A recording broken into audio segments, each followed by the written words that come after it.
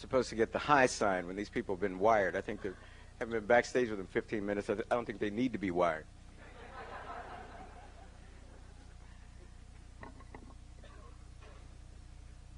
Okay. All right. This has been an amazing day. I know some of you are just participating in your first event this evening, but for many of us, the day. Can you hear me? Okay. Let me move this over. But for many of us, the day started with this morning at 9 o'clock with the restaging of the famous or the infamous Plessy v. Ferguson trial.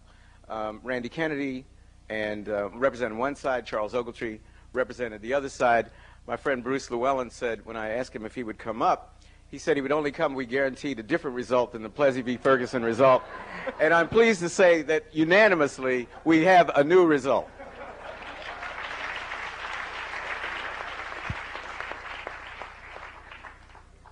This is also an exciting day because of the launching of our special issue of the New Yorker magazine, dealing with the African American presence in America and the opening, really the opening, I think, of the American imagination to cultural diversity. Now, I want to say a few words this evening about our special issue and how I think our special issue stands as a testament to what we might think of as the African American century. Tina Brown, who's right here in the front row, conceived of this issue not as a gesture to affirmative action, but as the first in what I hope will be a series of end-of-the-century meditations, special issues, devoted to who we are as a people, as a nation, as an ideal of democracy and pluralism conceived, if by miracle, just over 2 centuries ago. Now, this issue treats the subjects of blacks in America, with a wide variety of articles ranging from Dennis Rodman and the concept of taint, and because we're on TV, I can't tell you what taint is, all the way to Louis Farrakhan, from West Indian immigrants to black women at the Harvard Law School 2 decades ago, from Duke Ellington and Jesse Jackson to Angie Bassett and Anna Deavere Smith, plus interviews with 9, I think, of the Black Power revolutionaries of the 60s, as well as profiles of the marvelously successful investment banker Alphonse Fletcher and the stellar academic William Julius Wilson. Alphonse Fletcher, I think, will be joining us here this evening if he's not here already. He announced last night that he was endowing for Harvard a university professorship. For those of you who don't know, many people think that is the grandest honor that one could possibly get in the American Academy. There are only 14 or 15. And for a young black man, 30 years old, to endow a university professorship in conjunction with the subject of Afro-American studies is quite remarkable, and I'd like for you to acknowledge Buddy Fletcher's gesture.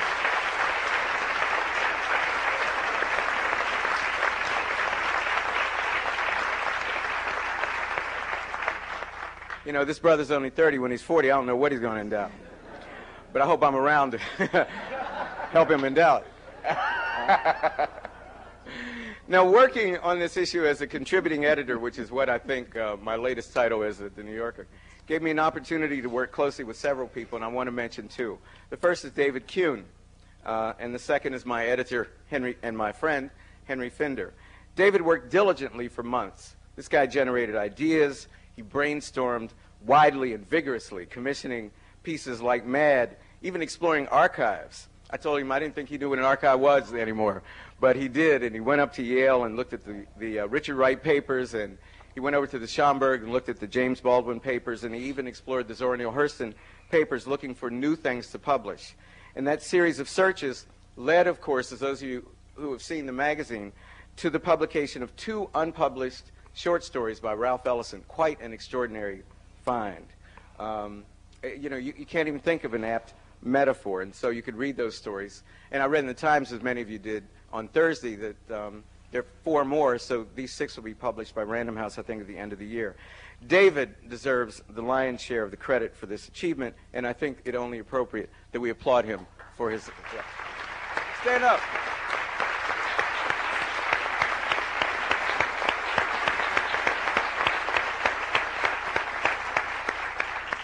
It also, as I said, allowed me to work with my good friend Henry Finder, who, along with Anthony Appia, the godparents for my 2 children, My father, when I was a little boy, used to tell me he loved the San Francisco Giants. He loved the New York Giants, and then he loved the San Francisco Giants. My dad's 82. He couldn't be with us tonight because the basketball game was on. And he said he had to get his priorities straight. But he used to tell me about Leo Durocher's relationship with Willie Mays. He said they needed a single, they needed a double, they needed a triple. The Giants, Mr. Durocher, as Willie would call him, would say, "Willie, I need you to hit that triple." And he would get up and hit that triple. Well, that's how my editor, Henry Fender, makes me feel. He makes me feel that I can actually go out in difficult circumstances sometime and not much time sometimes, actually deliver a piece. Working with him is like taking a seminar in a new subject and a seminar simultaneously in the art of writing narrative. No one is more gifted, no one is more sensitive, and no one in the entire editorial structure of New York is more talented. And Henry, I'd like you to stand up as well.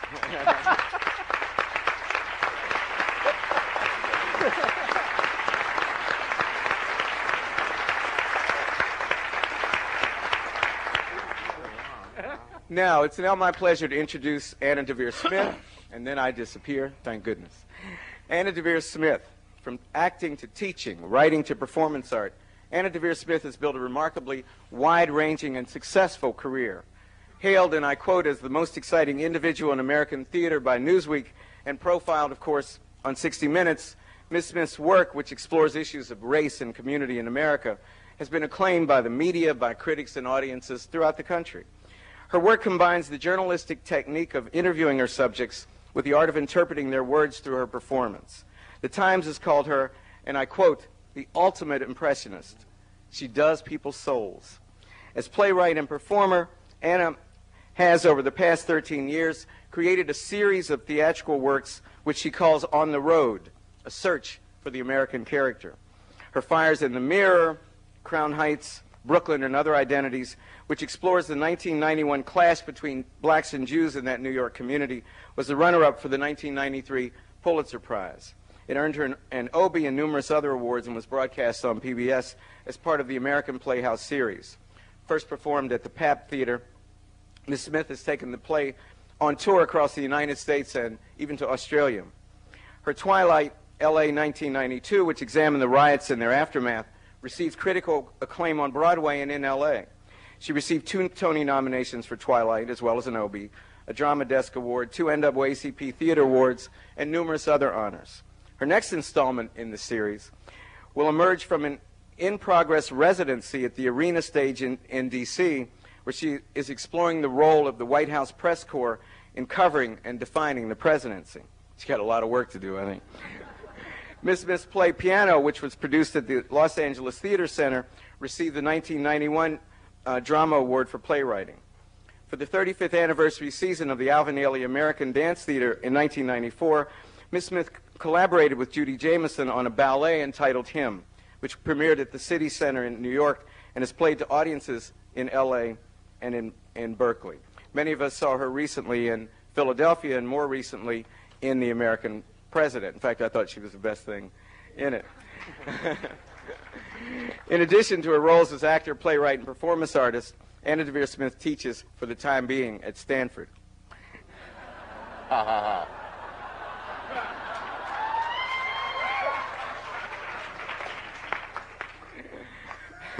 She is from Baltimore, Maryland, and lives in San Francisco. Now, all that you can get, as I did, by looking it up in Who's Who. I just have one more personal thing to say about Anna. I've come to know Anna Deavere Smith over the past few years, and now I can safely say that my affection for her as a person, as a friend, is as deep as my admiration for her considerable talents. She has an especial genius, if you think about it, for analyzing the relation between words and character, between form and content, between nuances of speech, gesture, tone, and carriage, and how each reflects, embodies, and determines character, personality, soul. If imitation is the highest form of flattery, then Anna flatters our society by drawing upon our own words to create a veritable symphony of seminal social commentary in the form of a sublime work of art, polyphonic, multivocal.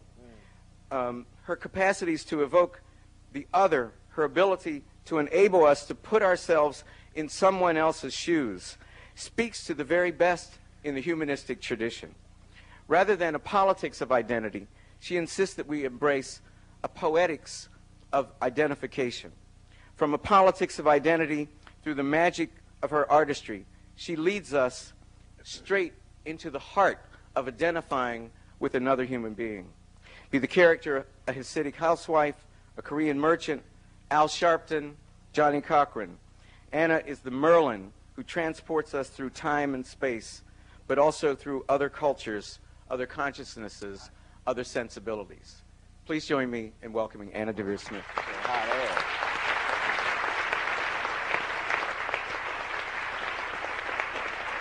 Anna, well done, no, brother.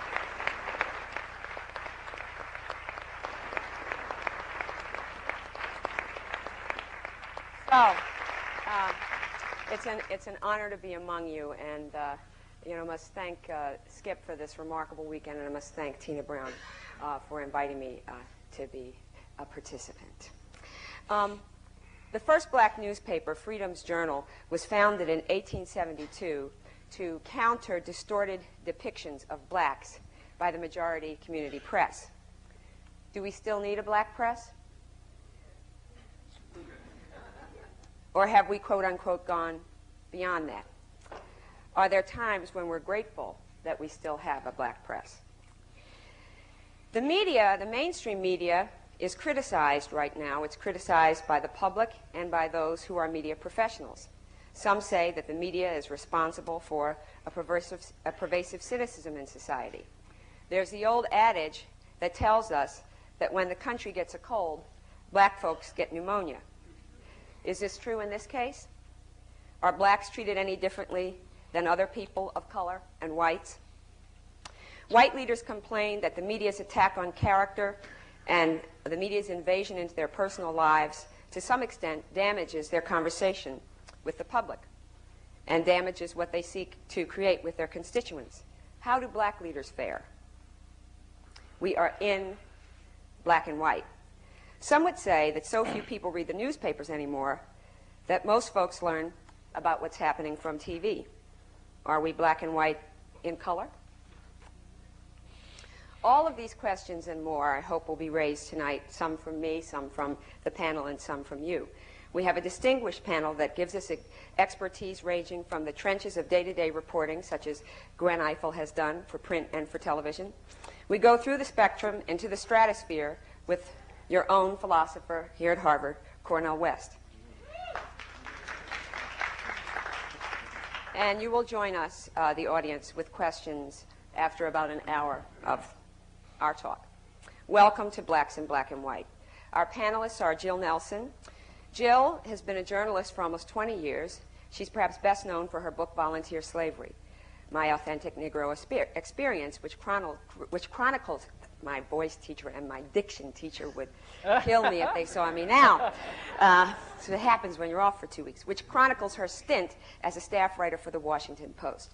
She was a graduate of City College of New York and Columbia Journalism School. Her work has appeared in numerous publications, including Essence, Ms., The Village Voice, and the New York Times. She's just completed a new book called Straight No Chaser, which will be published this year. Cornel West needs little introduction here.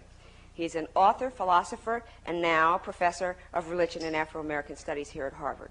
Professor West is the author of 9 books, including Beyond Eurocentrism and Multiculturalism, Breaking Bread, and the bestseller Race Matters, to name just a few.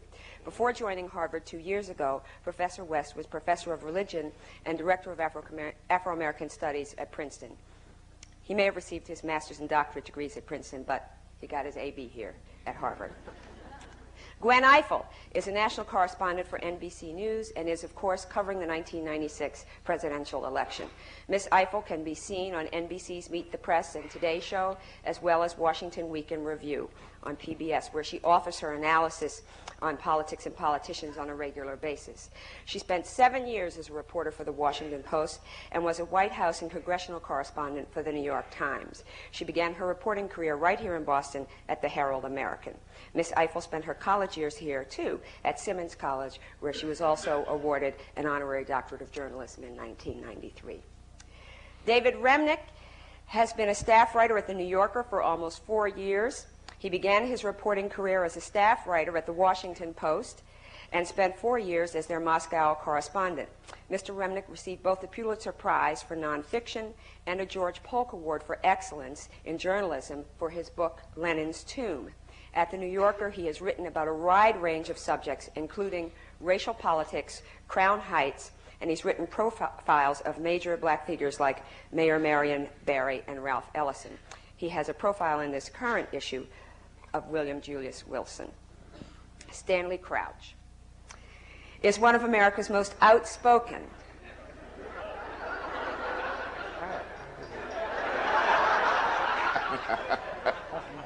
and controversial critics. He is perhaps best known to the public for his collection of essays and reviews called Notes of a Hanging Judge. But he's done everything.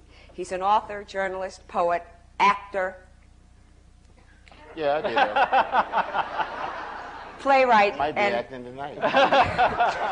playwright and director. His recent book, The All-American Skin Game, or The Decoy of Race, gives his iconoclastic views on race and culture. He's a 1993 recipient of a MacArthur Foundation Genius Grant and is a columnist for the New York Daily News. Mr. Crouch will begin appearing as a commentator on the CBS program 60 Minutes this spring. What's that mean? That was a big murmur. What can you say? Somebody got to do it. He's written a piece on Duke Ellington in this New Yorker issue, The Duke's Blues. And last but not least, Mr. Brent Staples. Brent Staples is a member of the New York Times editorial board. He's an editor of the New York Times Book Review and a former staff reporter for the Chicago Sun-Times. He's also the author of Parallel Time, Growing Up in Black and White. Would you please welcome once again our distinguished panelists.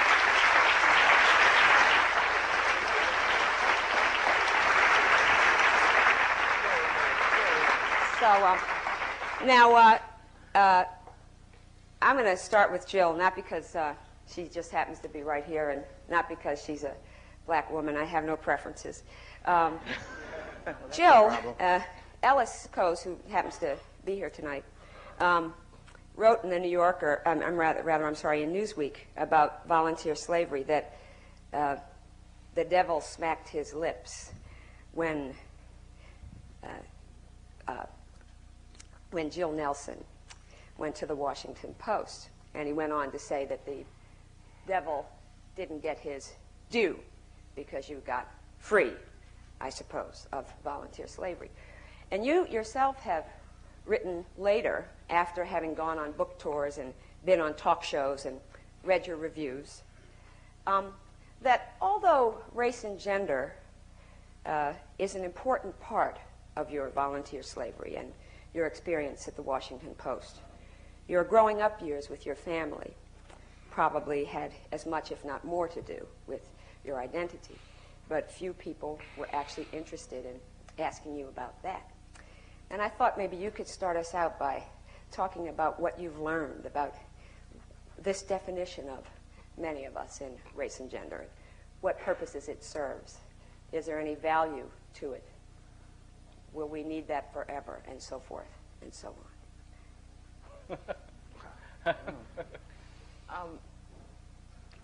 I think that identity that comes from race and gender is crucial.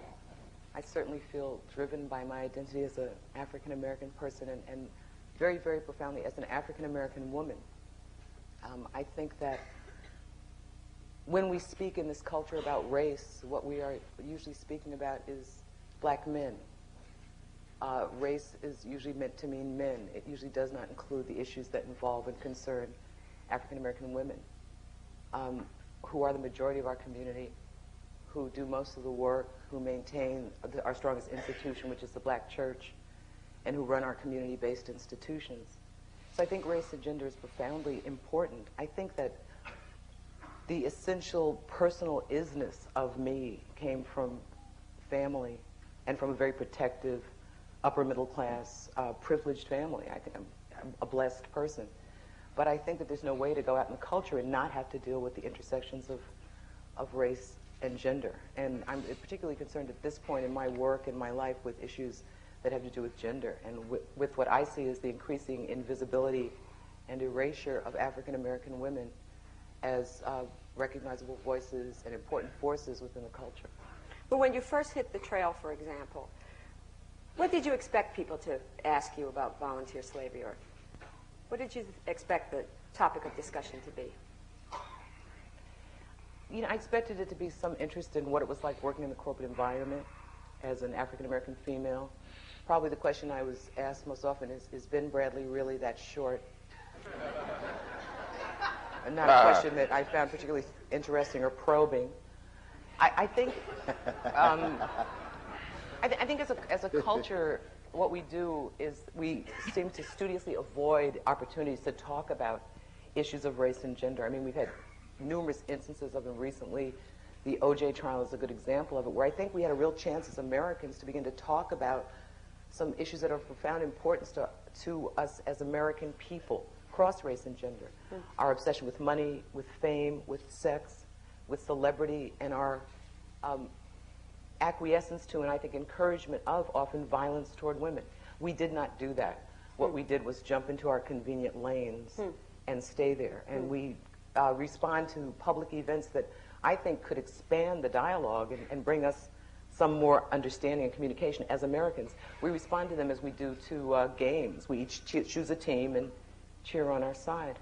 Brent, you know, Jim Fallows, in his controversial book on the media, distinguishes between what is important and what is urgent.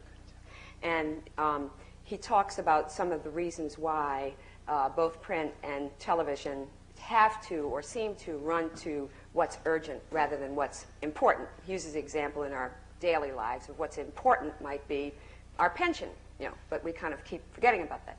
In thinking about race relations from your position on an editorial board, what is important, and to what extent, in your experience, are you successful at illuminating what's important? Well, a frank and honest answer is I think that I'm successful most times at illuminating what's important because I choose what I write, pretty much. I mean, 80% of the time I write things, the ideas are generated by me, written and put into the paper. I think many journalists are not in that position. The editorial board offers a unique forum in that sense. But from the standpoint of an African-American journalist in a Fortune 500 company and in a white environment, let me just take this point to say, I do believe that newspapers, as we know them in this country, will pass from existence without African Americans having had significant leadership or impact on them.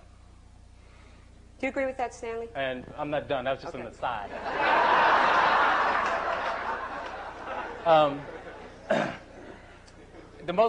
I think the most important thing for an African American person as an African American inside a predominantly white institution, you have two burdens. You have the burden of excellence. And that's the burden that comes first, because most people, and a goodly number of people, believe you are there, you know, for gratuitous reasons, for superficial reasons, for affirmative action reasons. So you have the burden of excellence. That's your burden number one.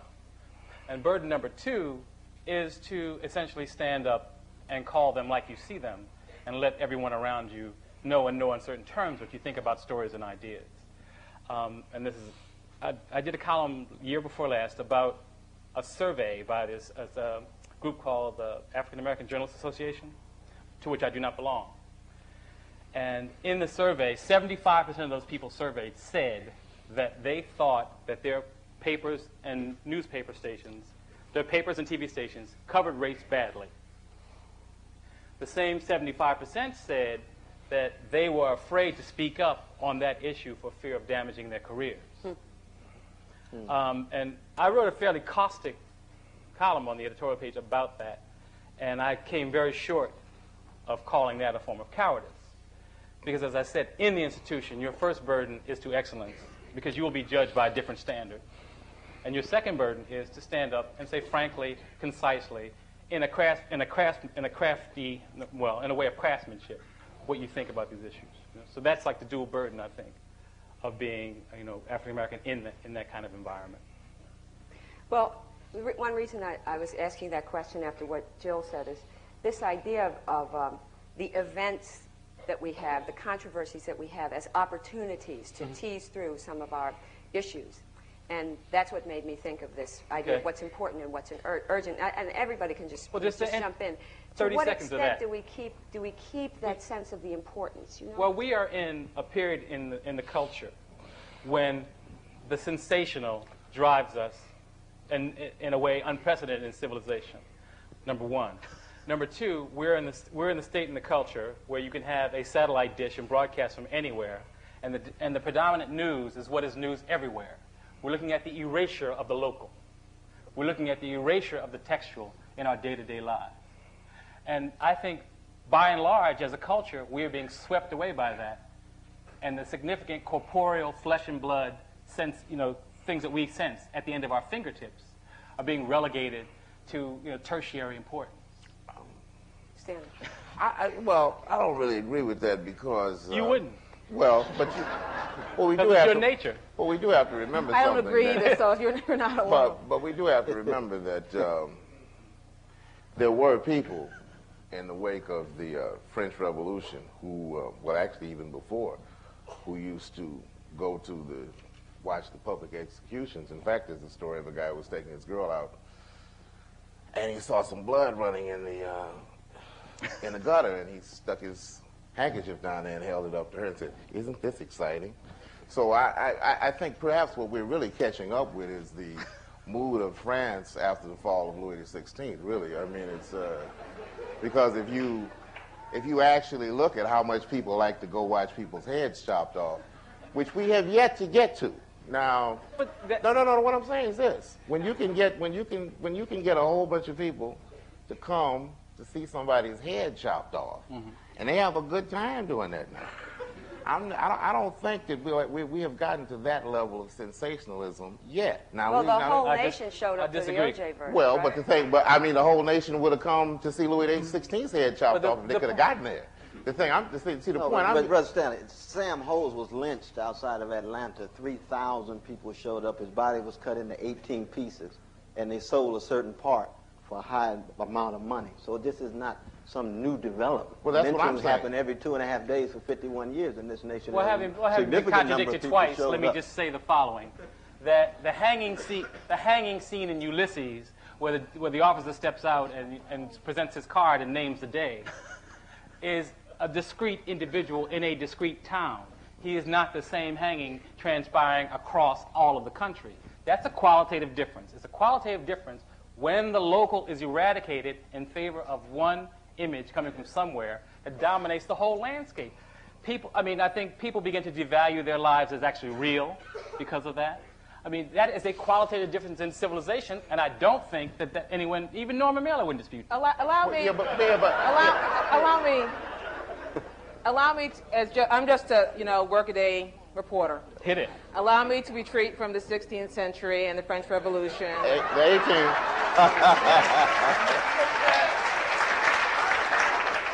And respond to the 18th century. Thank you, Stanley. Let me respond to the part about the slander I actually think which Brent puts out about African American journalists and their roles within the institutions in which they work.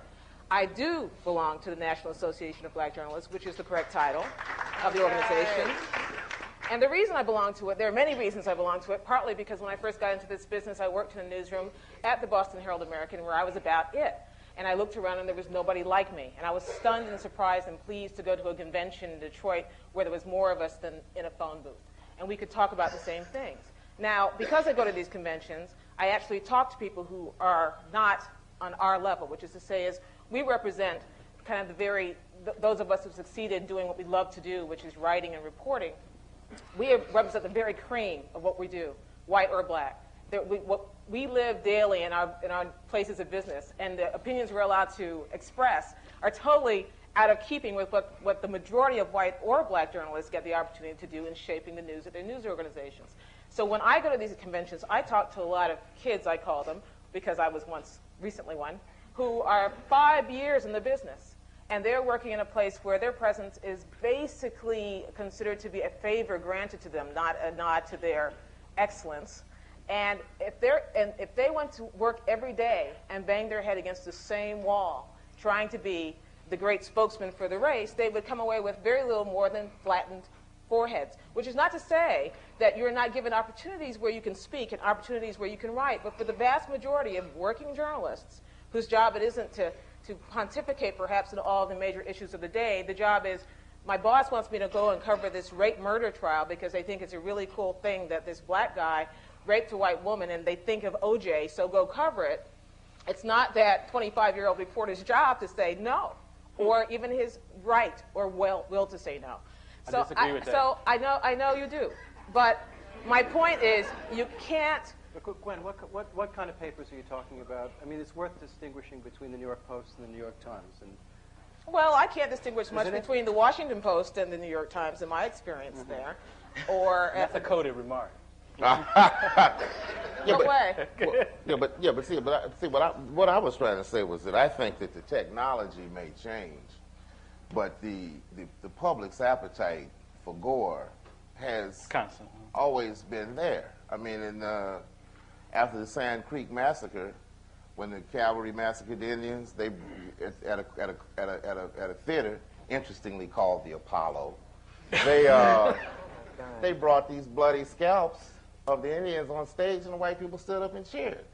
Now, all I'm saying, and I've been in the middle of riots, and I mean, if you've been in the middle of a riot, people like blood. Now, they will. Now, the thing is, we're always battling with that. I think that what I'm trying to get at is that our largest problem is that we always ignore the centrifugal human facts because people sell categories.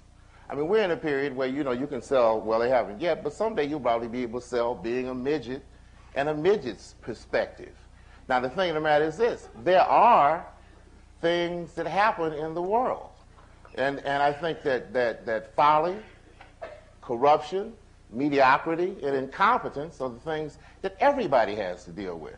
And I don't think that it's realistic to assume because somebody is a Negro that they're either going to be up or down on any issue. And furthermore, that most people in professions are cowardly. They don't stand up. They do what gets them paid. Now, wait a minute. The one thing any black person who ever goes into a so-called white institution discovers is that the proposition of timing has nothing to do with race. I mean, when I first time I was around a bunch of white guys, I said, well, I haven't seen this much butt kissing in my life. You know what I mean? I mean, I said, these people aren't black people, but when the boss came, then that was when I concluded that during slavery, we may have learned to Tom watching the overseer deal with the master.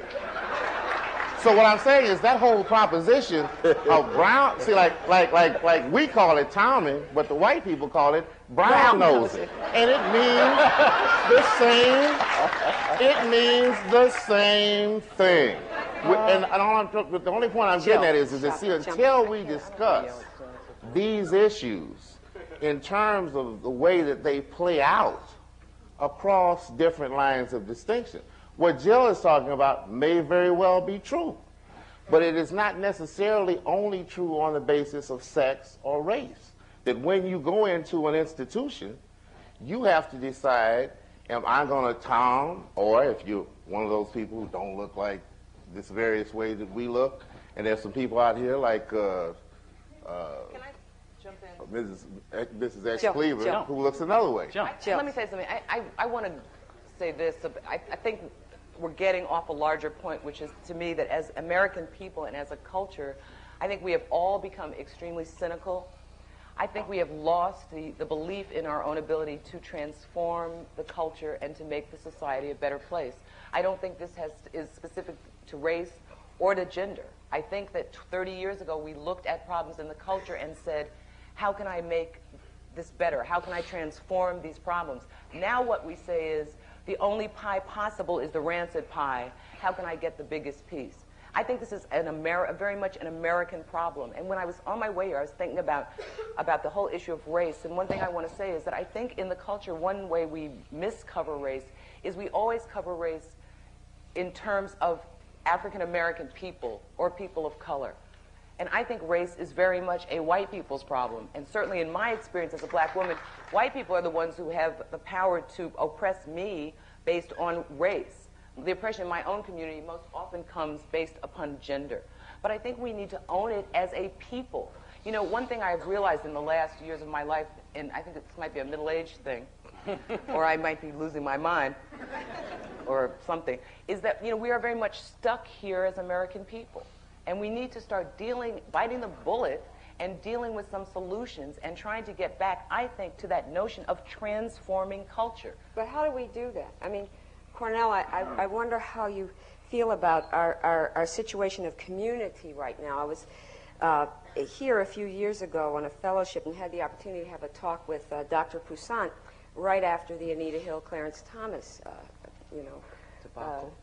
Which was, Theater. Was the best thing that ever happened to black people. Nonetheless, one thing that Dr. Poussaint maintained was that we have many things to deal with, black men and black women, and it's painful or dangerous to deal with those things in public. And certainly there were people who said, let's not air our dirty laundry. Where else are we going to air our dirty laundry? Where can we talk about these things other than the media? Cornell, do you see? Well, I think it's very important to be self-critical, primarily because it's the primary road to maturity.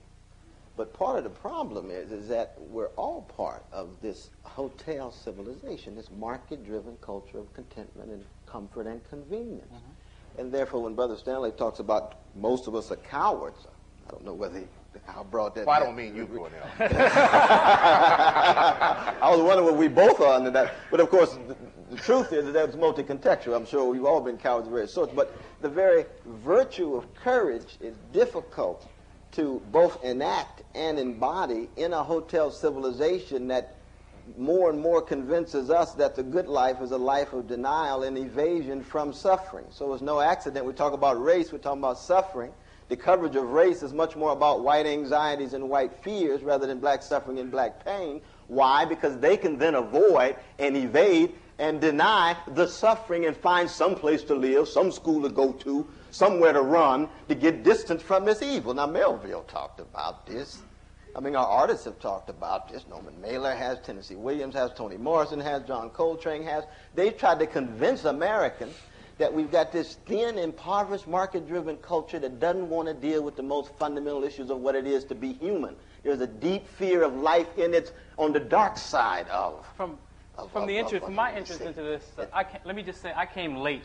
Most of these people probably came to journalism before I did. I came to journalism after going to graduate school, after doing a PhD and teaching in a university setting, and becoming a writer. When I walked into a newsroom the first time at the Chicago Sun-Times in Chicago, and this speaks to your point about refusing a story, there was a pimp on the south side of Chicago who was murdered, killed, and was buried in the facsimile of a Cadillac, a coffin in the facsimile of a Cadillac. The jet. Arrayed among his fingers were $500 bills, for sake of argument, arrayed among his fingers. And the paper was deeply interested in that story. The editor did not come down my aisle or even approach me about that story, because I think she knew what I would say about that story. And because they're a story, what newspapers are about is nothing like what you're talking about. What newspapers are about, the way they're driven, the way news desks work, the way editors think, is nothing about what we're talking about on this panel. It had nothing to do with markets? It's not what's talked about in the newsroom. We're not talking about what's talking about. What's the secret code, though, brother? Selling those things. That's out there. That's what it's about. Wait a minute. I think there's something to be said for discussing how they do work. Absolutely. Sure. And here's the thing. Newspaper editors think in terms of stories. You have to tell me I've been working for years. About 15 or 20 set kinds of narratives. Right. Celebrity humiliates herself for such and such a reason. good man goes bad man goes good, heartwarming animal story, all the rest. This is how newspapers really work. This is how local And news you is forgot one of those largely themes. driven. You forgot one of those themes. In the context of Chicago, which was itself a 50% black city, if you were murdered on one side of State Street, it didn't get reported. If you were murdered on the other side and you were white, it got reported and you got your picture in the paper. In that context, that was one of the one of the express presumptions was in the tabloid business was that you did not cover a murder in the projects or past 63rd Street unless it was multiple and rare, unless somebody was disemboweled, limbs are cut off and it was a multiple killing. That's one of the presumptions of the newspaper business that is only beginning to fade. And let me just say why I brought up this whole image of the pimp in the coffin to bring up precisely that point. And Cornell, you talked about pain and so forth. From my view, from my standpoint of working in tabloids, once for Rupert Murdoch, working in tabloids in this country, the vast majority of the African American story has been, until recently, about pain and aberrant behavior. And I just brought what it was about. What is it focused on? I just brought my category for the most important story in the newspaper, New York, this year. And let me just read you the lead. It's called Beauty of a Scandal. Beauty queen Helen Goldsby was caught up in a steamy love scandal yesterday when the embattled Miss New York was branded a homewrecker in the divorce of a prominent investment banker. Goldsby, who is suing for her removal as Miss New York, allegedly has carried on an affair with financial executive W. Brian Malin since July.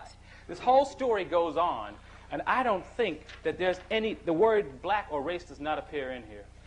This, to me, I called up Mort Zuckerman when this story, low after the story ran. I said, Mort, this is a groundbreaking story in American news. This is a story about love, lust, and power with black people in which they aren't labeled and ghettoized as black people. This is not called black love. It's not called sepia thrill.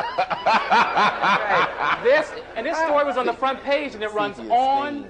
It runs on and on and on. And what this is private? And I said, Mort, I love you. That's a hell of a story. And why is it a hell of a story? It's not high literature, but these people are being treated in the celebrity fashion, which Jill sometimes has contempt for. But these people were being... You have no idea what I have contempt for. Well, you talked about celebrity earlier. You said it earlier. You said here. You said it earlier. didn't. Yes, you did. I did not. But be that as it may, it's not getting this call. Come However... on. But my point, I don't contempt for... I don't get the point. Yeah. So what? We're trying to transform a culture. Huh? So what? I mean, I don't think it matters. This story, it doesn't at all. You're trying to transform a culture. I'm not trying to transform a culture. I'm interested in transforming the culture. Right. Let me say this about newspapers. I think what I want my newspaper to do is to give me some information that I can use, that I can understand, and that I can use in my daily life and in my future plans or whatever. And I think that that's an important issue that people look for newspapers to perform. That I think, going back to what you said earlier about why people are newspaper readership is down, I feel that many average people don't feel that the newspaper is doing that for them. I'm not denying that they're reading the sensationalist stories, but I think in terms of the function of newspapering as I understood it and grew up reading newspapers and learned it, to impart information that people could understand and use, I think often we're getting away from that. And as far as transforming the culture, that's what I do. I mean, one thing about not working a job is there's no line anymore between my work as a writer and my work as an activist. And that's what I do. I mean, I feel like I'm here to help to transform the culture and to make this a better place. Martin Luther King said, if I leave just one committed life behind, then my living won't be in vain. That's what I subjectively do. So I am trying to transform the culture. Stanley, give me a second. I just want to back and get one thing. It certainly needs transformation. I want to clean one thing up. I want to be sure, okay, that when Brent, when you say pain, that Cornell, that's the same kind of pain you're talking about. It's the interpretation of the pain and the framework in which it's put. Of course, it's about pain, but you can cast and you can understand pain in such a way that it focuses on the historical context in which this pain emerges and takes on life, or it can be sensationalized. It can be viewed outside of context and focus solely on those potential persons who are victimized and how that continues to frighten them and scare them and distance them and reinforce the balkanization and polarization in the society. Now, the press, for the most part, does the latter. It stimulates. It doesn't promote the deep level of historical understanding that we need. It reinforces division. It reinforces segmentation. And that's my criticism. Not that we don't read about pain every day. My God, I think that's your general point is fine, but if we're here to talk about the media, we should be specific about it. Right? Yeah. There's all different media. There's this ridiculously widening range. Every single day it gets wider and wider. I thought the mergers were getting bigger and bigger, actually. I don't think newspapers are going to die. If they die, they might die onto a screen somewhere, but they're not going to die because otherwise a lot of local television stations wouldn't know what to do. Yeah, but you know, No offense. see, I'll come back to this pain thing after Stanley talks. Well, see, But just one sec. But if you're saying that the New York Times and the Washington Post, in their earnestness, in their trying to succeed, in their failing, whatever, don't try to provide context to things like race or poverty or shifts in class, then I can't agree with that. I certainly can't agree with it with a broad but what sweep. part of the problem? We're not talking about efforts. We're talking about basic. And even success. Well, part of the problem, of course, is definition, which is, and David touches on one of my pet peeves, which is what is the media? Is Rush Limbaugh the media? Is Oprah Winfrey the media? Am I supposed to be judged on what I do on the same balanced sheet as, Ricky Lake? No. You and I all know that in this room, but a whole lot of people don't know that, and they get their information from all kinds of sources. So what the traditional mainstream media is left trying to do is grab at these viewers and readers using often questionable techniques, tabloidization, whatever you want to call it. What we have to do then within these newsrooms, theoretically, ideally, is to bring whatever we can to the table. My presence in the room means that I am bringing to the table my womanness, my African-Americanness, my West Indianness, all the things that I am, and bringing this veil and placing it in front of everything I do and everything I say. I was reading an article in this New Yorker issue written by my old colleague Malcolm Gladwell about his West Indian relatives and how they don't think of themselves as black. Well, on the other hand, I was raised by West Indian immigrants, and we were taught to call ourselves black when Negro was still in fashion. So we had a different way of looking at our blackness and our place in society. But whatever it is, it's refreshing to hear black people sitting on a panel disagreeing because, of course, we're all supposed to agree and walk lockstep with each other. But whatever it is, we're supposed to bring that veil of experience, of differing experiences, to the table. And if it all works the way it's supposed to work, the entire product is better for it. But wait, you don't get to bring that thing to the table. I'm sorry. What happens when you don't get to bring that thing to the table? You do more than you give. We have more power than you give us credit for. You just said a minute ago let me Exhibit A. When I opened up talking about I get to choose pretty much. Mr. Staples? I get to choose pretty much what I write. You talked about that whole sea of people who are basically there doing what they have to do to make a living. That's true. And I would argue that in the first 25 years from the middle 60s when riots happened, prior to the middle 60s, John had experiences at Attica. Prior to the middle 60s, newspapers largely excluded black reporters because they didn't need them. After there were riots, they said, we need somebody to be an emissary to the ghetto. The first 25 years of black people in newspapers was that. You come here, sit in the corner, you don't go to Moscow, you don't become executive editor, you don't write fashion, you make that little emissary news to the ghetto. You bring us back the story of the pimp, of the drug dealer who has 200 pairs of sneakers, so our suburban readers can look at that and get some context. That has been the first 25 years of black presence in newspapers. Now that's changing. That's changing. Really? But it's still very uneven. Wait, somebody can relate to you that. say that's changing, why do you say that there's no greater black presence in the leadership of those same newspapers? Pardon me? That's not what I said. I said these papers will pass from existence newspapers will pass from existence without African Americans at the top having had a serious impact on them. That's what I said. So that the Gerald Boyds and the Dean Beckays and the Milton Colemans will never see their moment at the top of the Washington Post and the New York Times. Are you reporting now, or? No, I'm just saying that you But we're on the air. But we're on the air. It's what you just That's said. what you say. You think that'll never happen because newspapers will die too quick for that to happen.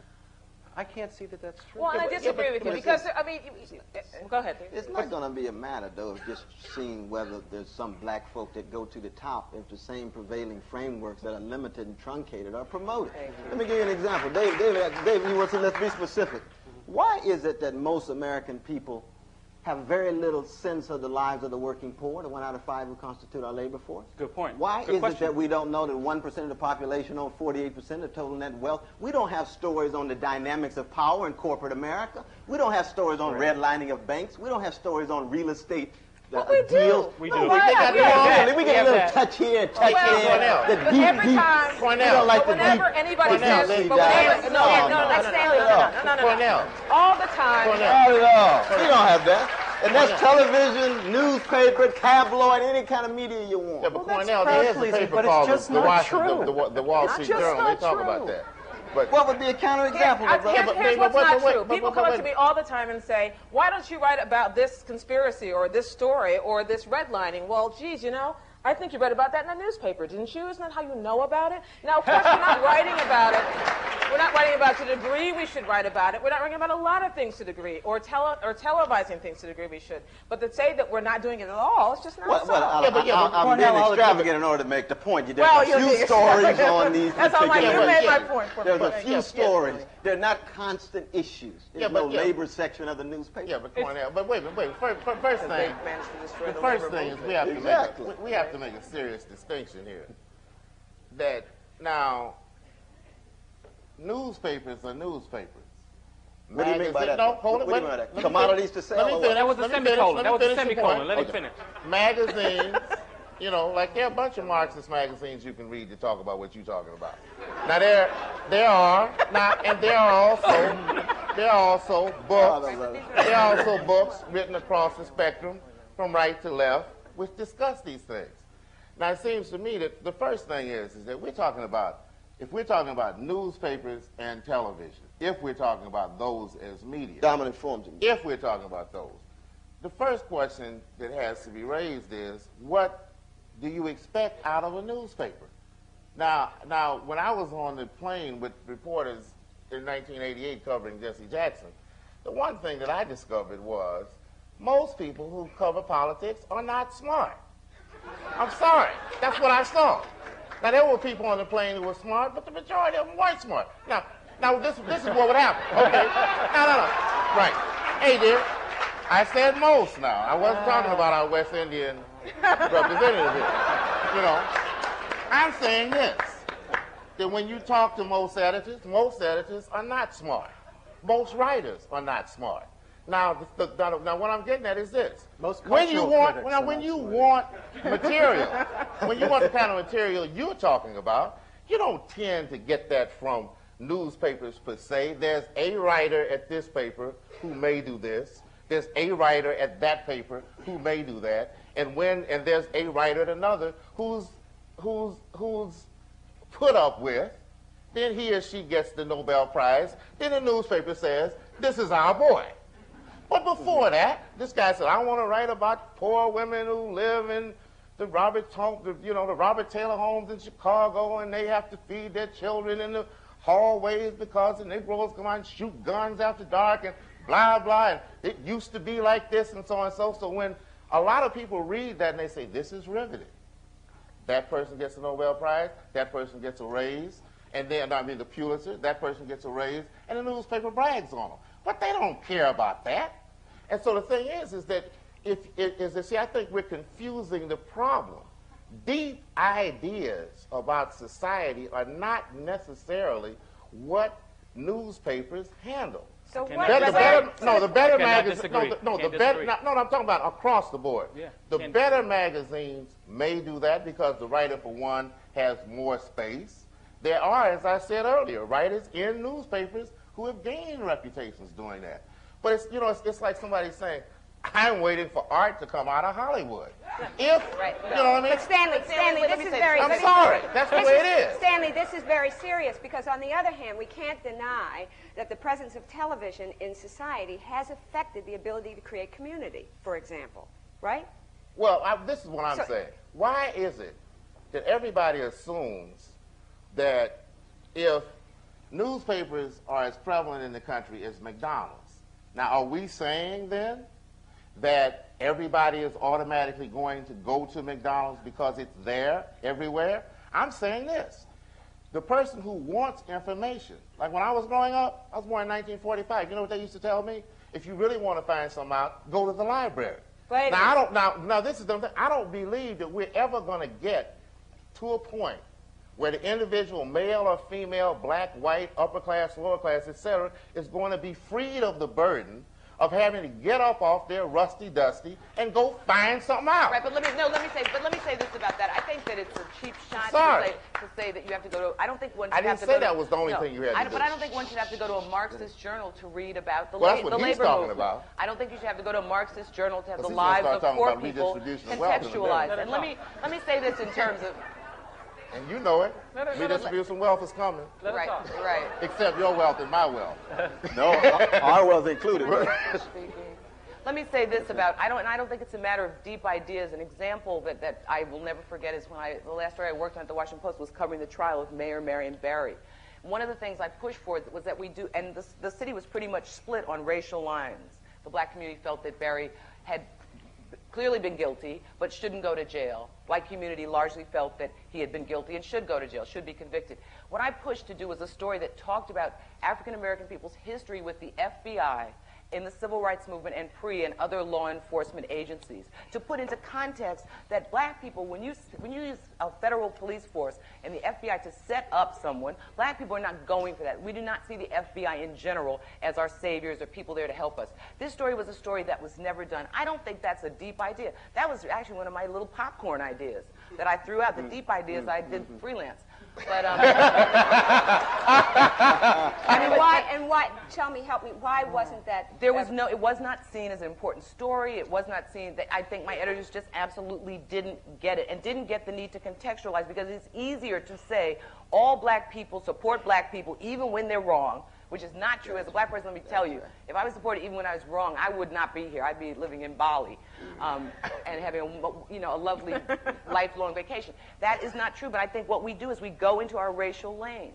It is easier, and a lot of the news, let me say this, a lot of the nature of news coverage is reactive. It's fast. You have to file your story. If there's 4 inches for you, 10 inches for you at 5:30, you better have your stuff in or you're in some big trouble. And I think that it almost insists that the nature of what we do is often superficial. So I do agree with Stanley that you have to, if you think you can just pick up one newspaper, turn on one television show, and know what's going on, you're absolutely wrong. But considering the devastation of the labor movement in this country over the last 20 years, beginning in high gear with Ronald Reagan's election in 1980, I think, and how many people are no longer members of labor unions, I think this is something that, I don't think that's a deep Marxist thing that people should cover. I think it's a working person's issue. Speaking of racial lanes, before we go to Q&A, I was thinking of one nuts and bolts question that we haven't really come to, and I wanted to ask David about this, because you kind of create a perfect example.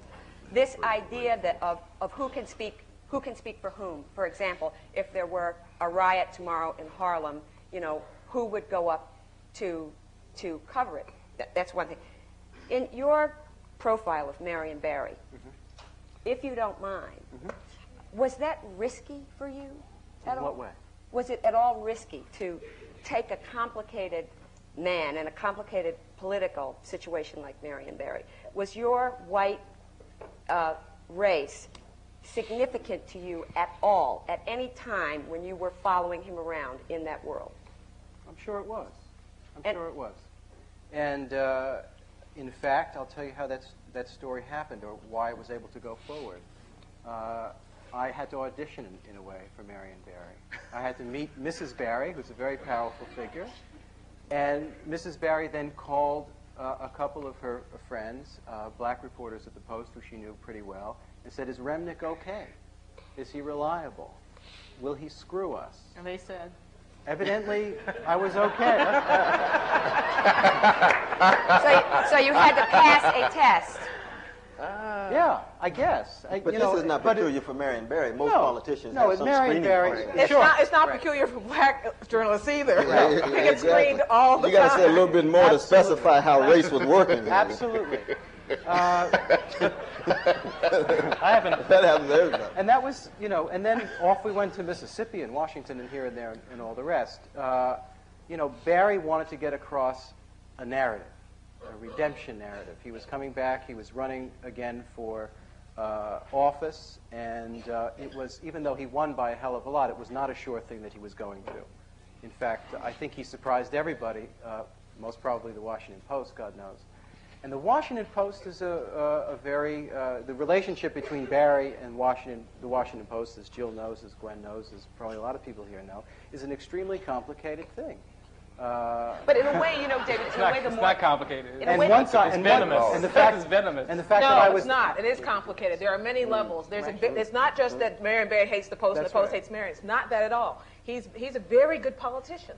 And most good politicians who get reelected, especially after going to jail, they don't do it by hating the dominant media institution in town. They do it by playing layers, playing. And let me say this: I think in a I'm being flagged. I'm being aggressively flagged to take a question from the internet. Let me do this, and we'll come back. This is an aggressive flagging. This is a question from the Columbia School of Journalism via the internet. And I guess since Columbia gets the first word, we better quickly get you guys to the mics, too.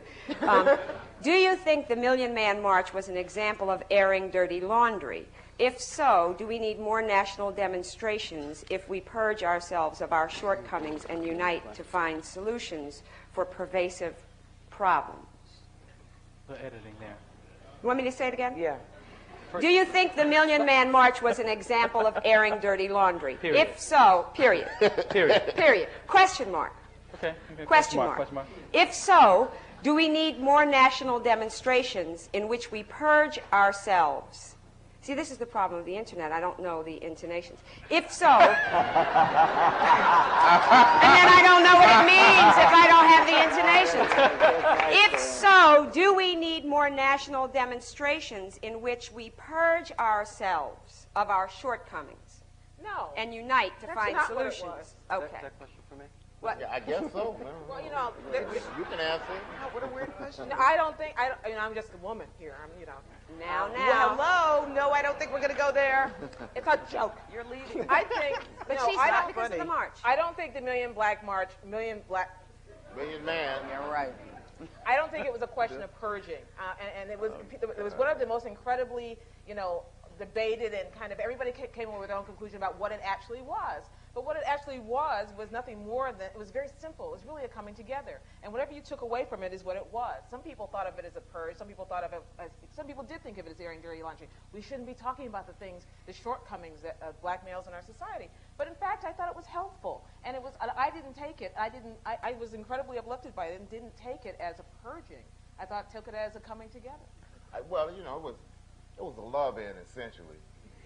And You got something against love, though, Stanley? I didn't say.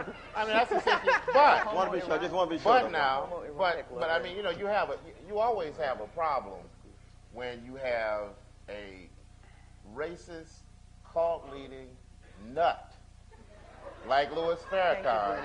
What do you really think, Stanley? At the top of anything. Now, there was one moment in terms of Or a Tony. harasser. There was one guy. Got driven out of There the was one ACP. moment. There was one moment that could have turned the whole thing around when one of these guys who was an ex-gangbanger was this big guy who was about 210 pounds, this big guy with his neck big as a barrel, and he went to the mic. And when he started talking about what he had done and the fact that he was actually sorry about what he had done, and if he'd had 5 more minutes, because he was on the verge of tears, and if a Negro this big and powerful had really broken down into tears, apologizing to the black community, to black women, to black children, to the innocent people shot in drive-bys, etc., then Louis Farrakhan's coming up there explaining to us what the symbols on dollar bills mean would have been totally overshadowed because he also had that Afro-American sound that we so rarely hear today, in which real human feeling comes out in that package. And basically, it was what it was. It was a bunch of people genuflecting before a jerk. But they liked each other. Out there, they talked to each other, and they had something going. But, I mean, when you end up with Louis Farrakhan now, come on, Brother Cornell, as you might say. Now, even you can embrace him. Now, even you, I don't care how... Brother, I'm talking about what happened at the march. to reduce it simply down to this demonized characterization of an individual when you got 1 million people there who are coming together trying to express humanity and decency, it's just not complex. And you smarter than that. You're talking about people not smart. Wait, are you saying that Louis Farrakhan is not a racist leader of a nut cult? Are you saying that? Are you saying that now? I'm saying that he's not that? I'm saying that the Nation of Islam does not consist of nothing but nuts. They're human beings. They're human beings trying to make sense of the world. Party? Huh? That doesn't mean everybody's human. The Nazis themselves were not nuts. They were human beings who ended up but you don't think Adolf Hitler was a nut. Will you say what? Well, look, do they believe, wait a minute, the racist Nation of Islam believes that white people were invented 6,000 years ago by a mad black scientist. No, now, if you say that is not a nut cult, what is it? Could I say? That's all I want to know. Could I say? Let me finish this up, though. What is it? Stanley, we all talking to Stanley. The first thing you got to do, though, Stanley,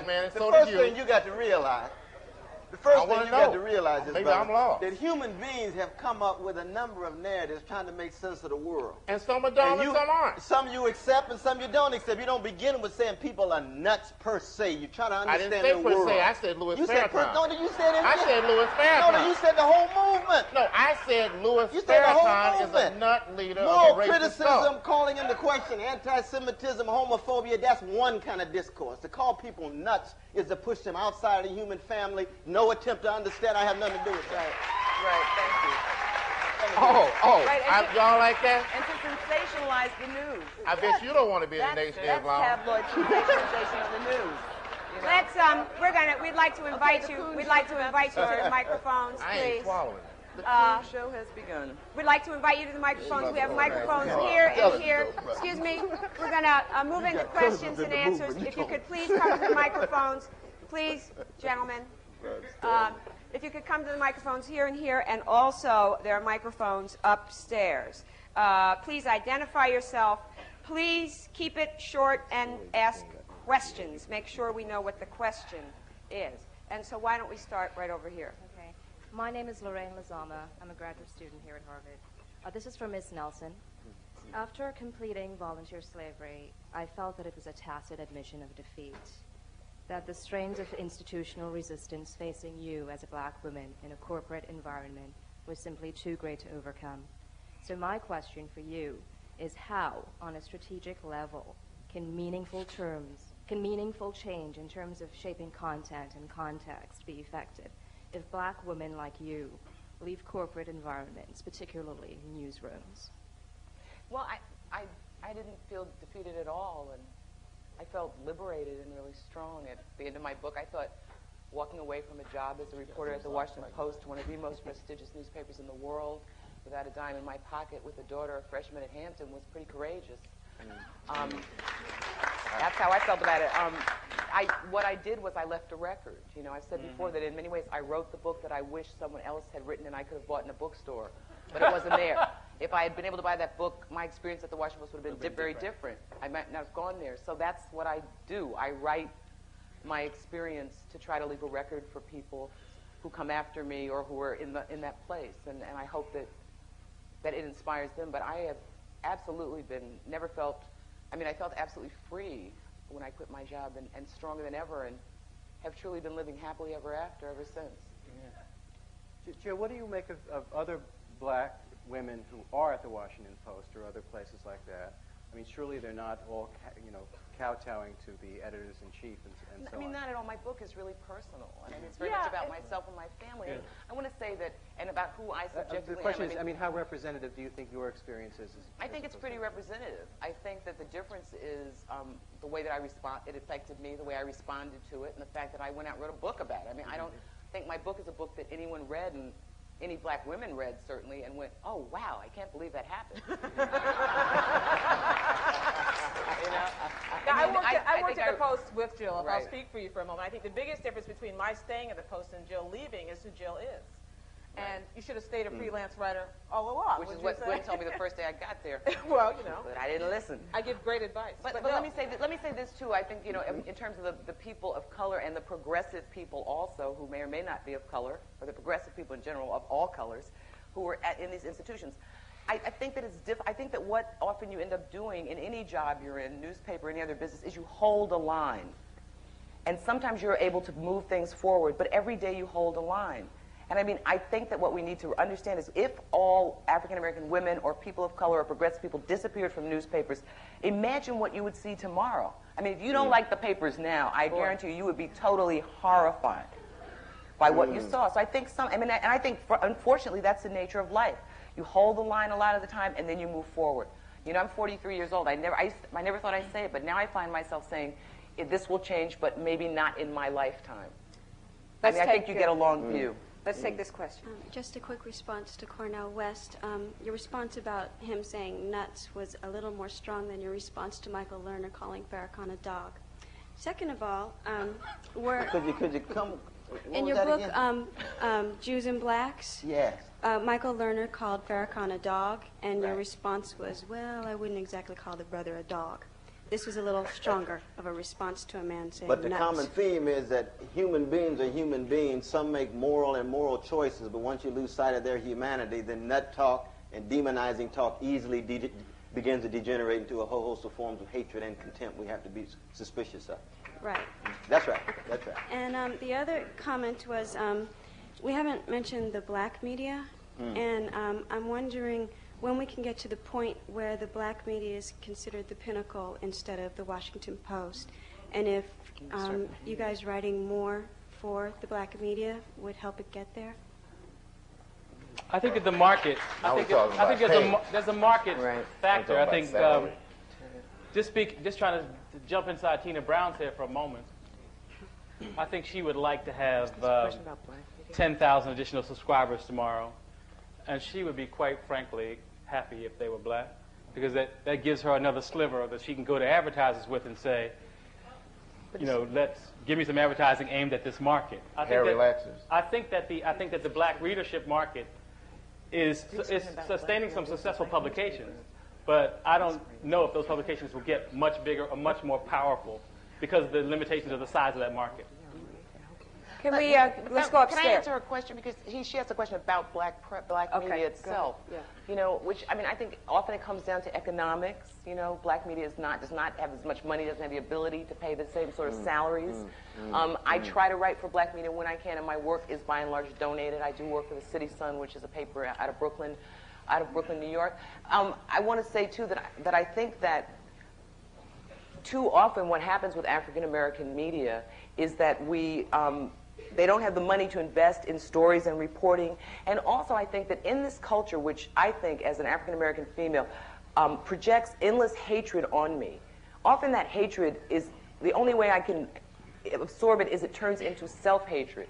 And then it often turns into hatred of the nearest other. And so I think what has often happened, unfortunately, with black media, which has a wonderful, vibrant, revolutionary history in this culture, is what we do is we have it becomes sort of service articles for racial upliftment, presupposing the need for racial upliftment by African American people. And I personally find this insulting and depressing and boring. You know, when I have to read stuff from African American media that comes at me like, we know you're really messed up, so let's lift you. I mean, I know I'm bad, and I want someone to tell me something that I can use. But that's not completely true, because I mean, you have. I think that the history of the Afro-American press is that it was an advocacy press, and it was initially attempting to deal with counterstating racist or simplified ideas about Negro Americans. But you have had in almost all of these papers over the last, Ebony Magazine, 10 years ago or so, did an issue in which it was actually looking at the problems of street crime and teenage pregnancy, etc., you know, as though these were things that we have to actually look at as problems in the United States. I think that you have many issues that come up in Essence and others. Now, that may not be the overall tendency. Right, but I mean, I think 10 years ago is the key. I mean, but what I mean is that you do have right now many different kinds of articles I gotta go upstairs. that come up in these magazines. I'm glad to see us get to this question of the black press, but I got to go up there. Somebody, I can't see you, so just talk at the mic, right there. Recently learned about some young people on the West Coast who joined a church and asked to be baptized because they were contemplating suicide. Sir, could you tell us who you are? My name is Mel King. Mel. How are you? They're contemplating suicide and asked to be baptized because they knew or believed that they wouldn't be welcomed into the heavenly area if they were not baptized. And when asked why they were contemplating suicide, was because the pain of their lives here on earth was too great. And what I'm curious about, given that and the pain that was talked about, what's the relevance of what we have been discussing to those young people and their lives? Thank you. The easiest answer, not to be disrespectful, is that I doubt that those young people do read newspapers. Oh, come on. That's a cheap shot. I'm sorry, Dad, to be contemptuous. And the second thing... But that's not his question. His question is, these young people live in a society, their feelings. And we, as members of that society, have some civic responsibility to their pain. Right. And the role of newspapers in that society as it relates to their pain is the $64,000 question, though, brother. And part of it has to do with how do we understand the nature of their pain and their despair. Heaven is about despair. If heaven is the only space where you feel safe, then you view death as agent. You view death as liberating from this life. How do we understand this life in such a way? That's a Christian story, isn't it? No, that's not a Christian story. Christianity has no monopoly on eschatology. It's not a Christian story. It's a story about the pain of those young people. And I want to know if there is some role, some relevance in this discussion to their needs and their concerns. And the relevance is this. Yeah. The relevance is this for me. That if we can't constitute a self-critical public conversation in various ways that deal with this pain and suffering, then in the end we all go down anyway. And the question becomes then, what is the nature of that public conversation? Well, we got to deal with markets, we got to deal with the economy, we got to deal with political lethargy, we got to deal with the erosion. But isn't there the possibility that you begin to change the nature of that debate? Only by projecting a form of conversation where people become organizing, mobilizing, feel they can make a difference in the world. But there is another issue here, though. What issue is that, though, brother? It is unfortunate that a number of people feel so despairing that they want to commit suicide. But as the father of an 18-year-old daughter who has a number of problems like all 18-year-olds have, thinking about suicide isn't one of them. Now, the thing I'm saying is this. That is an unfortunate and terrible thing. But I'm not sure that the overwhelming majority of black youth at whatever class level are actually contemplating killing themselves because they can't figure out what they're going to do in the United States. And I mean, the horror... But it doesn't matter whether the overwhelming numbers are not. That wasn't his question. I'm going to take another question. But that wasn't his question. Jill, Stanley, I'm going to take another question just because there's long lines and I know it's going to get a call time. Yes, sir, right here. Sorry, my name is Errol McDonald and I'm in publishing. I'm sorry, but I'd like to get back to this African Americans in the media thing.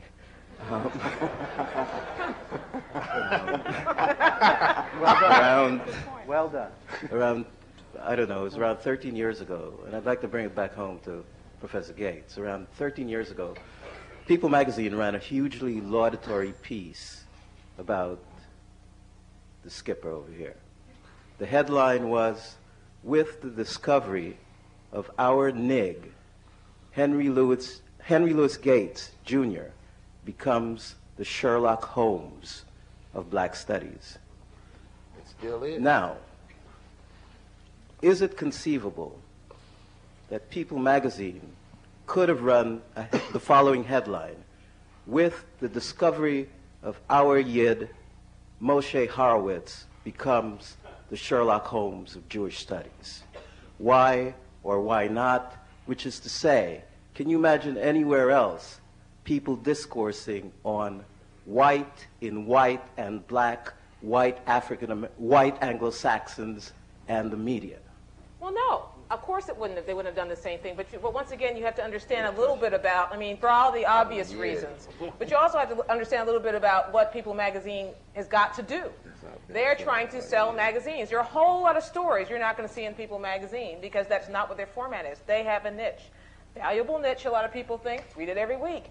But I think that you cannot go to People magazine to expect them to tell you your story. You cannot expect the Washington Post alone to tell you your story. And you cannot expect Newsweek alone to tell you your story. The whole idea that if the media just got its act right, America would be fixed is not a good one. It is not true. Right. It is only a part of the solution. But I think the point also was that the crossover is always black to white rather than white to black. You see, when Tennessee Williams published his early plays, he called it American Blues. But you wouldn't get a headline, Tennessee Williams, the Bessie Smith of American dramatic art. That's the point. That's the point. But you might get something about Coltrane. No, but you get it now. Coltrane. Could we not leave this for a second? Could we not leave this for a second? I'll make it very brief. I'm trying to get at what Errol was saying. And Errol, are you basically saying that you're saying at some level they use a different template for analyzing black conduct and white conduct? You're saying that. And the first 20, speaking retrospectively, the point about the first 25 years of blacks and white journalism, I think the strongest tendency in the media in the United States has been to take every sort of black person of the moment and convert them to collapse the whole race into one individual. That's a strong tendency in headlines. It's a strong tendency in the choice of stories, and that's beginning to dissipate as well. But 20 years ago, every black person who 20 years ago, in newspapers, when people wanted to know what white people think, they did a poll. When they wanted to know what black people think, they called up 6 people and said, what do all those Negroes They went think? to the barber shop. And they still do. So the point is now, when you see a poll on politics about Dole now, when you see a poll of politics about Dole or about Clinton, race figures heavily in it. So we have made some moves away from that kind of, jockeyization.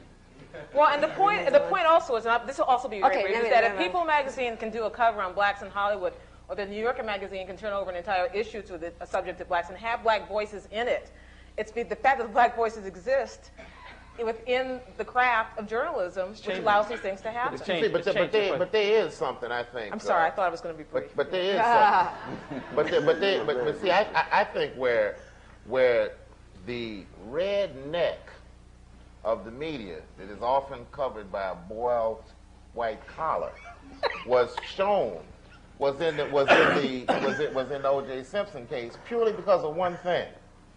Now, I talked to a number of prosecutors and a number of judges.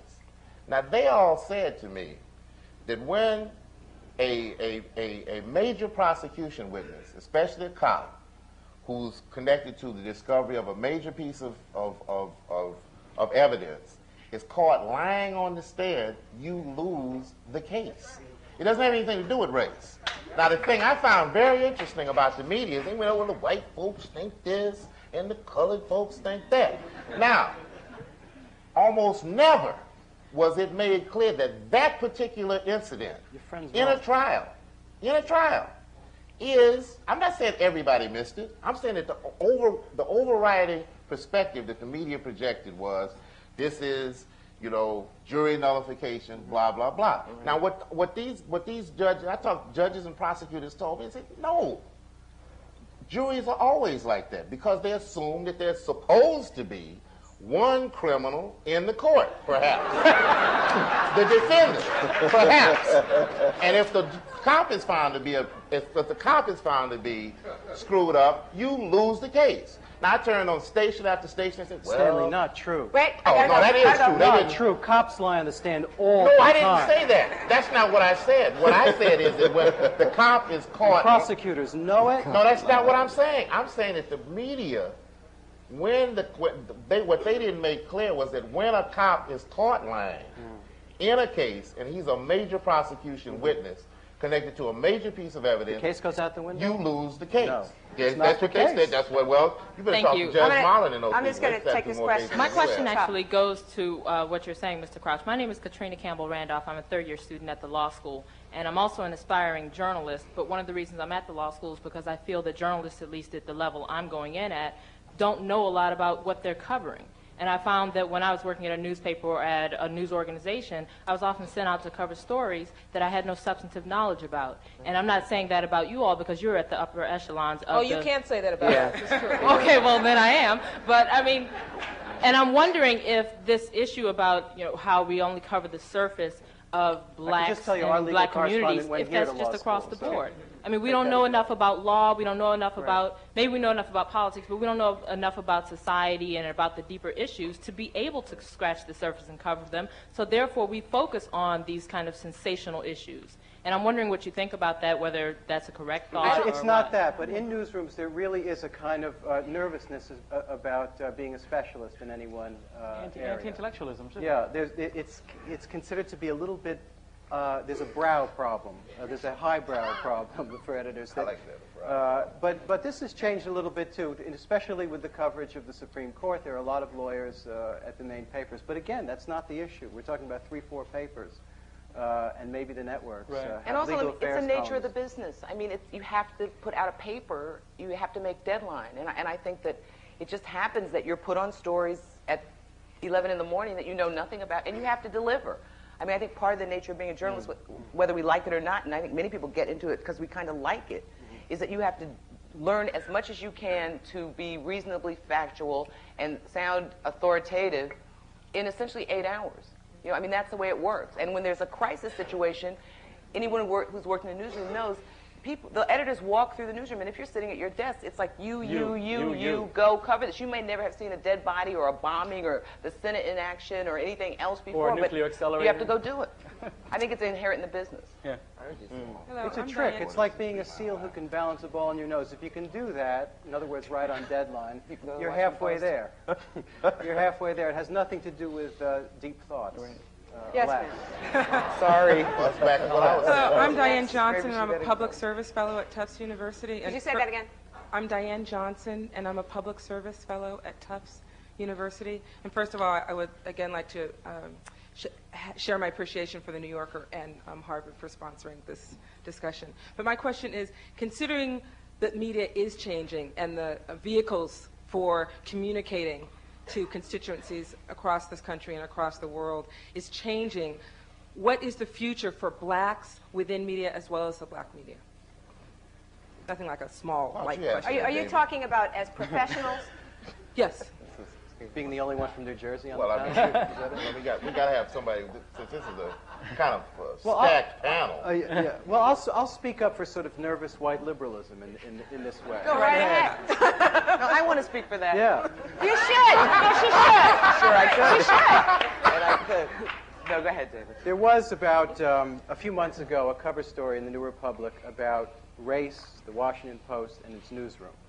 And the problem with the story is it was wildly inaccurate in its specifics, but it was onto something. In other words, if you got to know the people in that room, black and white, there's a hell of a lot of resentment in just about every soul in that newsroom from all different angles. This, to me, is completely healthy.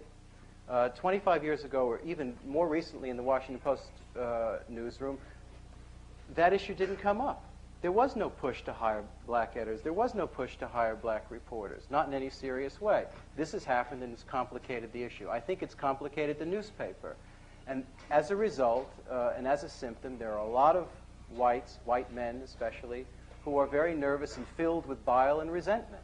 There's no doubt about that. And there are a lot of black reporters who are angry for various reasons in their way that God only knows Gwen can speak to and Jill has on the record. But I think by doing that, and the nervousness and the jitters and the almost comical vision of older white editors trying to accommodate a new world is a good thing. And if we want to actually talk about, you know, what the future is for blacks in the media or within newsrooms, you have to assume that tension is a good thing. That if we're supposed to reflect the society that we're covering, the fact is we are in a tense society right now on the issue of race. People are not comfortable talking about it. People are not comfortable interacting on it in a natural, normal, whatever normal is, level. And certainly newsrooms reflect that. It doesn't bother me at all that there are nervous white liberals in newsrooms. It doesn't really bother me too much that that people like me spend a lot of our time being nervous as well, because there's got to be some sort of continuing friction in order for anything positive to come of it. At one market point, not to drone on about that, but if you read the story about the venerable St. Louis Dispatch last week, they cut their staff, by 150, probably by more than a third. The paper I started on, the Chicago Sun-Times, is the 10th largest paper in the United States when I started 10 years ago. It cut its staff by 100, by a third initially when it was sold. And all the newspaper markets are shrinking. I mean, they're shrinking dramatically. Some of the big ones are, the Us and the Wall Street Journal are sort of very healthy and doing fairly well. But newspapers are shrinking all over the country because people read fewer of them. Moreover, my nieces and nephews that go to college, I'm afraid I may be guilty of telling them to be investment bankers. Huh.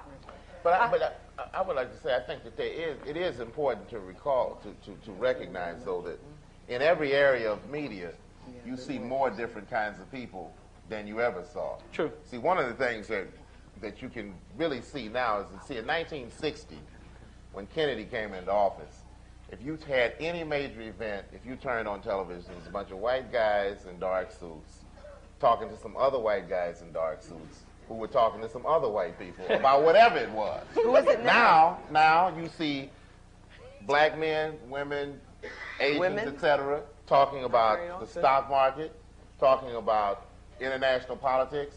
When Gwen is on Washington Week in Review, they don't say, well, the Gwen, switchboard lights up when she's on. Gwen, as a black woman from the Caribbean, what do you think? You don't talk to her like that. So I think that says that the future is changing drastically. No. But there's an unfortunately, if they're raising the same questions, it doesn't make no difference what color they are. Unfortunately, we've come to our last question. Ma'am, may I have the last one? No. May I have the second? We got time for two questions. Well, in terms of equity, I'm really supposed to go up here.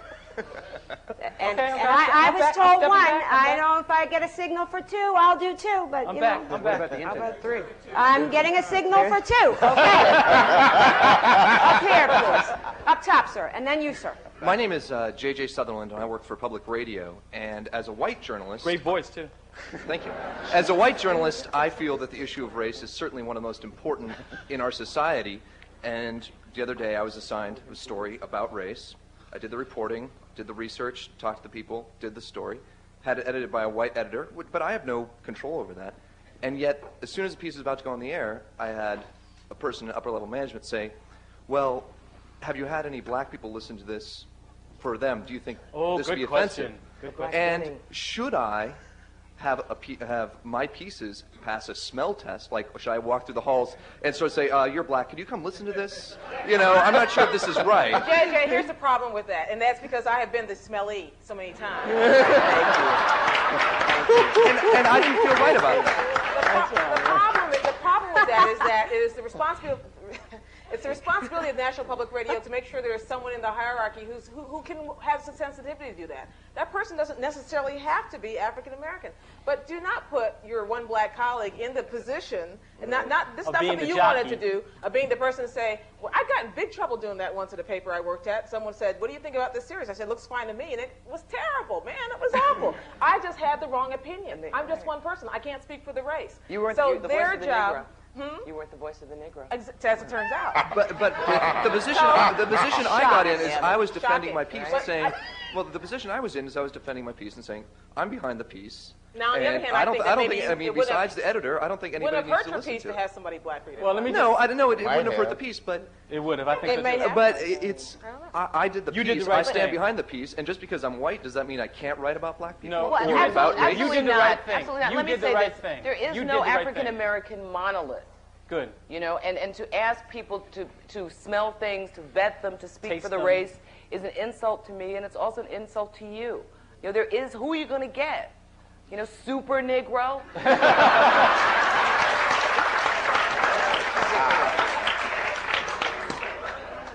He finally appeared. I'm afraid. Jill, he finally appears. Yes, I'm available. I had something to say, but I can't top that. All right. Smart man. Mr. Rose? Daniel Rose for Brent Staples. If the number one school chess team, number one school chess team in the United States is composed of New York Black and Latino students, why wouldn't that be fit news, all the news that's fit to print, in the exhaustive study of school chess in this week's New York Times? Wow. Mr. Rose, let me just say I left the office early. Oh, come on. Come on, that ain't good enough. But at a more serious level, let me say that I have been, this is the third time or fourth time I have been, between the office and the airport, accosted about that chess story. When I go back, I will make it my business Monday morning, 9:50 a.m., to find out about that damn chess story. I really will, because I've been, And to write a story, if in fact that happened, to write a story about that chess team? I can engineer them into the paper. I don't think it's a big deal. But the point is, it's probably an oversight. It is an oversight. You want me to write Brent Staples, would you accept that answer on an important story if you charged somebody else, if you found somebody else in flagrante delicto like that, would you accept the answer? It's probably an oversight. Well, let me just say the following. Thank you. Applaud. Thank you. Applaud. Now you finish applauding, let me talk. Let me just say that newspapers come out every day. Newspapers are sometimes derelict. Sometimes this dereliction has different complexions and different reasons, different ideas attached to it. I'm very sorry, especially sorry since I write about urban renewal in New York City and development issues, economic development issues. And I do also write a good deal about schools. I'm very sorry that happened. And come Monday morning, I will look into it, I swear. You see, it's not, wait a second, just in Brent's defense, because I got a lot of these questions when I worked at the New York Times, why didn't you? It is not his job either to pass a spell test or to apologize for the newspaper. It is the newspaper's job. Now, all you can say when you work for a news organization that's done something insensitive and wrong is it was probably insensitive and wrong. Thank you very much. Right, but he didn't say that. Thank you. Thank you. Thank you to the panel. Thank you to Henry Louis Gates. Thank you to Tina Brown. I have been accosted about that, though. It is a bad oversight, you know.